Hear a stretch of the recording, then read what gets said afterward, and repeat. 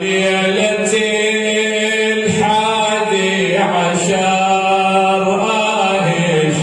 اشعضوها الليلة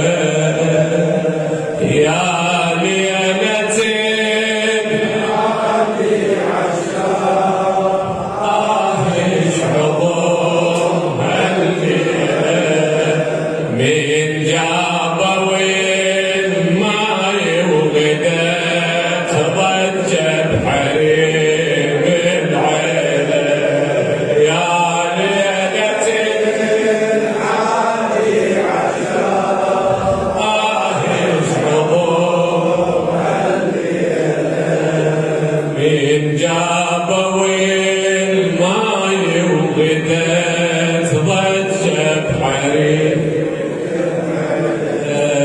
ركضت رقية على السقا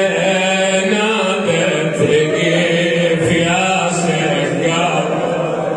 لو تاخذ الماي وتريد لون الرمح تمشي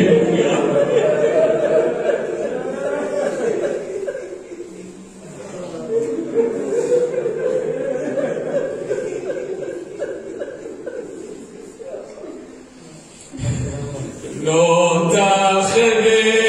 الماي وتريد لون الرمح تمشي وياك هاليوم ثالث والدي عطشان ما شارد اغرف لبيت جفوف العذيب كان اروق ليله يا ليله الحادي عشر اشعضوها الليله من جابوا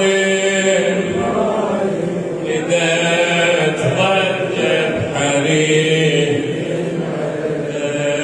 تغرف الماي ولو مشيت من جفوفها يتبدل وما بين ابوها والسقا تجيب الدروب وترد طفله وغصنها من العطش ذبلان مثل الورد ومن وصلة ذاك الرمح قلت عليها الحيلة يا ليلة الحادي عشر اشعضوها الليلة من جابوا الماي وغدت ضجة عليه ما وصلت الربع الرموح كل ما تمد ايديها بالخزران تعلقت تحمي الرموح ما حاولت يا ما حاولت رفعت كعب رجليها والراس يتمايل غدا يبكي لها وتبكي له يا ليلة الحادي عشر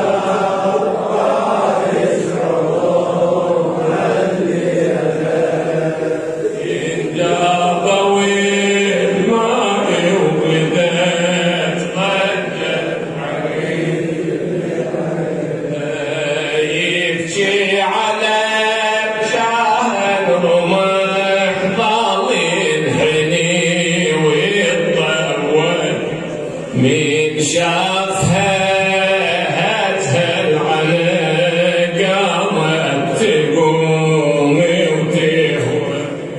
حتى بعداها توسلت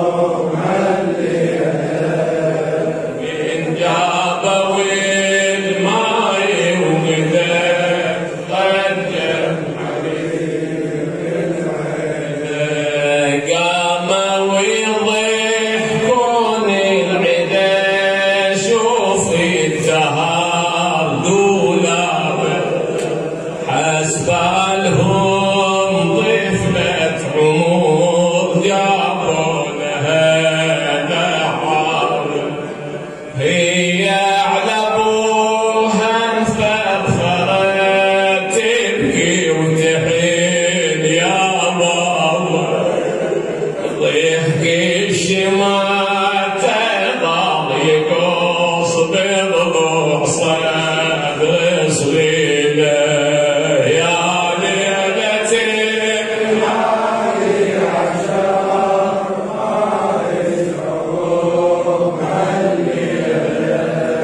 من جابه وين